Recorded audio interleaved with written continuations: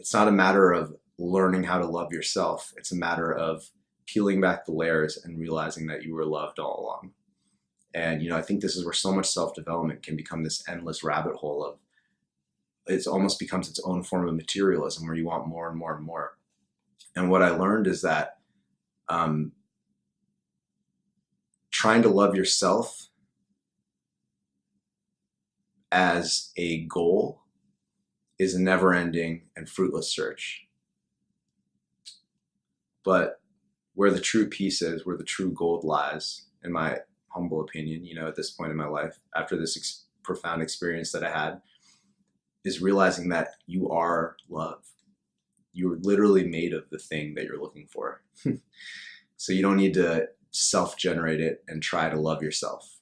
You don't need to accept yourself. The you that's loving yourself or accepting yourself is still operating at the ego identity level, and you're going to have times where you don't feel that way.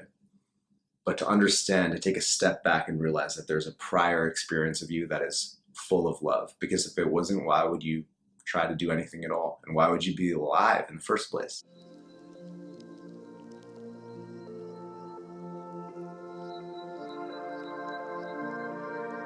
What's up, guys? Welcome back to a brand new episode of ShiShi Meditations.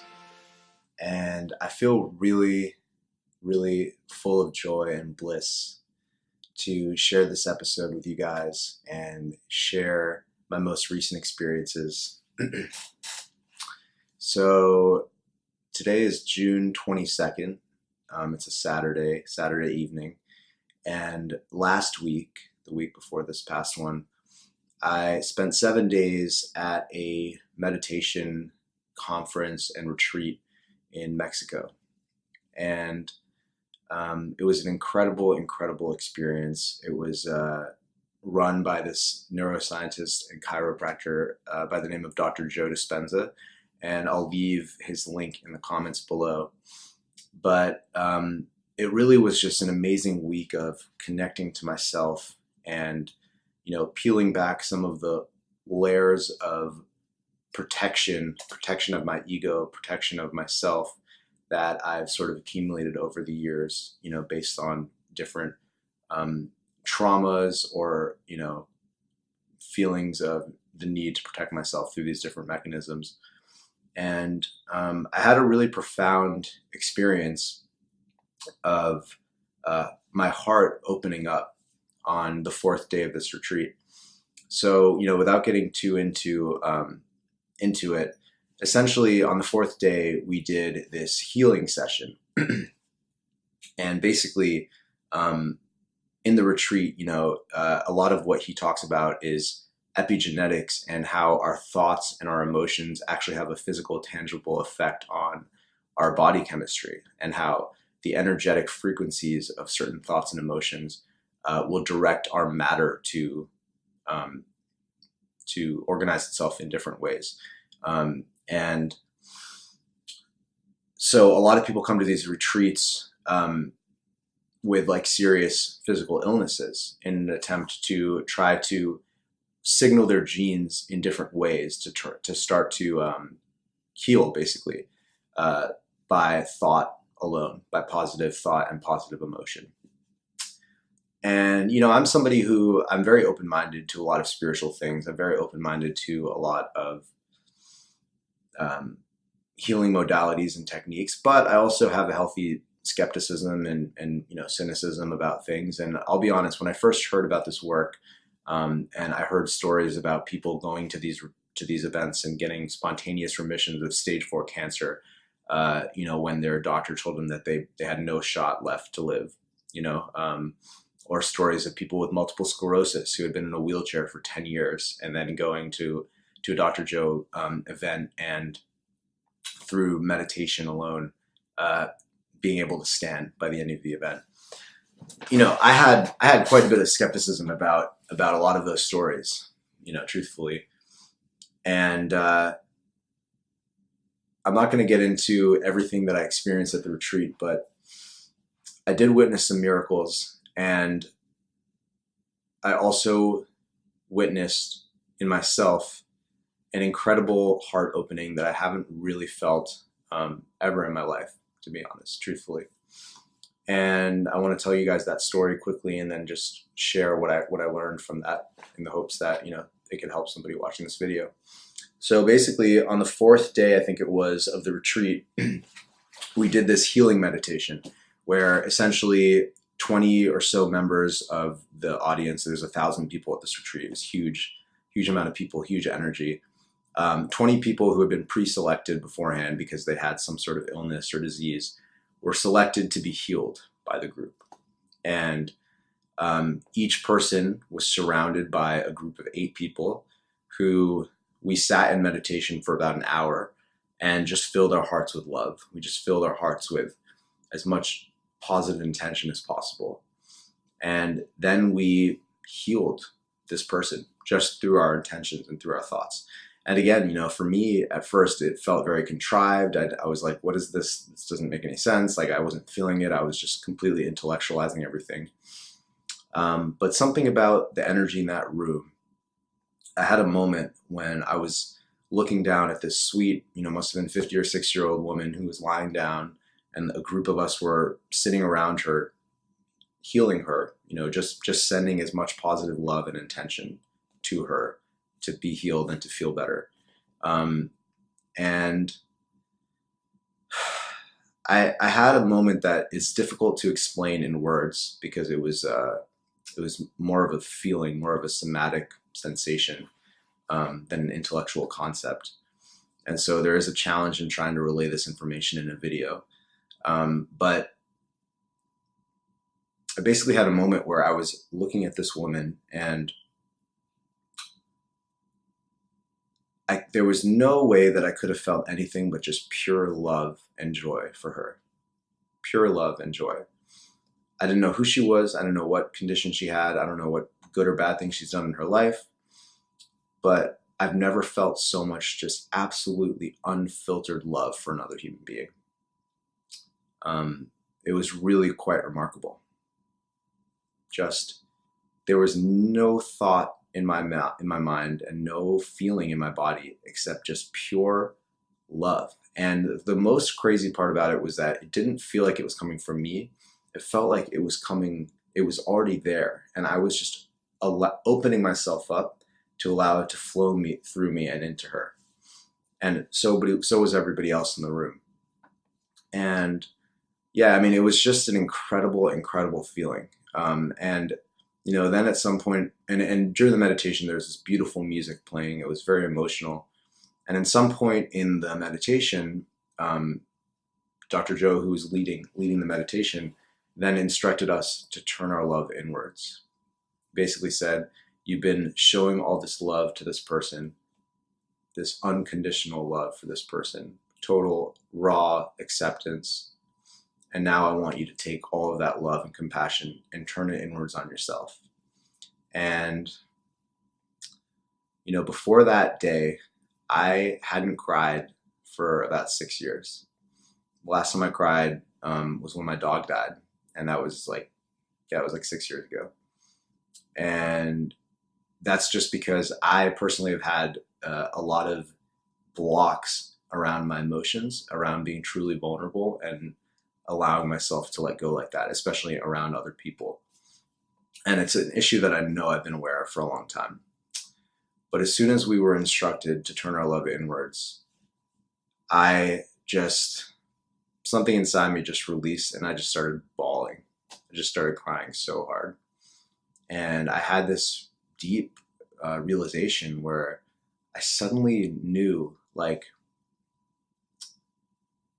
if I'm able to feel this much love and compassion for a total stranger and just intend nothing but good well wishes for her and forgive any mistakes she might have made and just purely intend for her well-being and joy, why can I not give that same feeling to myself? And it was just this beautiful but tragic kind of realization of, wow, I've just been so hard on myself, and it was an incredible moment of catharsis, and I'm honestly still kind of feeling the effects of it, over a week later. And since that moment, I've sort of been been a lot more sensitive to energy, and I've been walking around, and now I'm back in New York, and I'm no longer in this like peaceful container where everybody's smiling and in a good mood because they're the kind of people that would go to a meditation retreat. I'm back in New York where people are yelling at each other in the subway or on the street or whatever.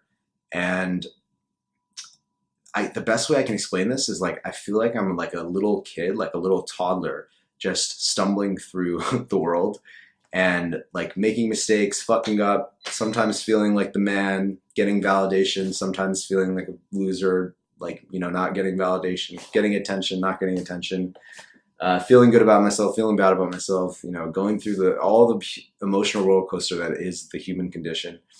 And I feel like this little kid, and now I feel like there's this older, wiser version of myself that's just watching over me, that's just looking at me with a smile on his face and just saying,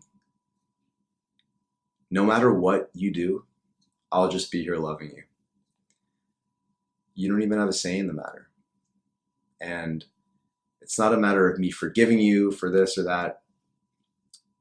The love was never conditional. It's an unconditional love. There's this unconditional universal intelligence that inherently wants us to feel loved and happy.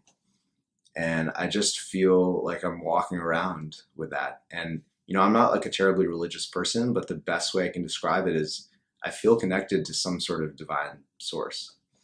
And it's almost like this older version of me, is just looking down at me and saying, if you want to slip into feelings of unworthiness, or if you want to get depressed for a week because this happened or whatever, you can do that. But as soon as you decide to come out of that, all you got to do is look up, and I'll still be here loving you. And I always was loving you.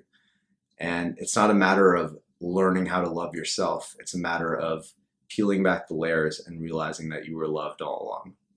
And, I think this is where so much self-development can become this endless rabbit hole of, it almost becomes its own form of materialism where you want more and more and more. And what I learned is that trying to love yourself as a goal is a never-ending and fruitless search. But where the true peace is, where the true gold lies, in my humble opinion, at this point in my life, after this profound experience that I had, is realizing that you are love. You're literally made of the thing that you're looking for. So you don't need to self-generate it and try to love yourself. You don't need to accept yourself. The you that's loving yourself or accepting yourself is still operating at the ego identity level, and you're going to have times where you don't feel that way. But to understand, to take a step back and realize that there's a prior experience of you that is full of love. Because if it wasn't, why would you try to do anything at all? And why would you be alive in the first place? What is the point of life if not to give us an opportunity to grow and to experience something greater than, just being a rock with no sentience or consciousness on this earth? So that was a really profound experience for me. And, I'll just leave with one more note, which is that when I was told to turn the love inward on myself and I started crying, I had this deep sense that, my whole life, or not my whole life, but for the past, 10 years or so, as I've done a lot of work on myself and done a lot of therapy on myself, I've kind of constructed the story about myself that, one of my biggest vulnerabilities or things that I'm always working on, insecurity, is that I'm always craving approval from others. And it comes out in subtle ways, but in many ways it's like why I'm an artist, because do you like me now? Like, did I make good music? Or like, I've seen it play out in relationships with my family, and subtly in ways in relationships with women, or, having a lot of desire for sexual conquest, to feel like I'm attractive and desired by many women. And it's played out in all these different ways, and I've worked through a lot of it. But I thought for the longest time that it was just that I was looking for approval from others. And in that moment when he told us to turn our love in on ourselves, and it just hit me, and I started, I had this huge emotional catharsis and release, I realized that it was never that I was looking for approval from others. It's that I wasn't giving myself the approval that I needed. I was just being so hard on myself to the point where even when I got the thing that I wanted, even if when my parents were proud of me or that girl did want me or whatever it is, or people liked my music, I still would always say, well, oh, that wasn't good enough. And I think that's what was so emotional for me, was just realizing that I had been withholding all of this love from myself. Not because I didn't know how to give myself love, but because I didn't recognize the true nature of what I am, which is love, which is this force of consciousness that animates this meat suit that I'm in as I travel through this lifetime on this earth. And that force is inherently loving, inherently supportive, and inherently has our best interest in mind. And it's all about peeling back the layers and just realizing that we already are the thing that we're looking for, which is love. So I hope this video was helpful. And yeah, I love all you guys, and I'm so happy that I have the opportunity to be on this earth and just share what I'm going through with you. I really feel as I grow, deeper and deeper, that just being as authentic and vulnerable as possible with my music, with these videos, with whatever I'm doing is what I'm here to do. So the fact that you're watching this means the world to me. So much love, and until next time, I will see you guys.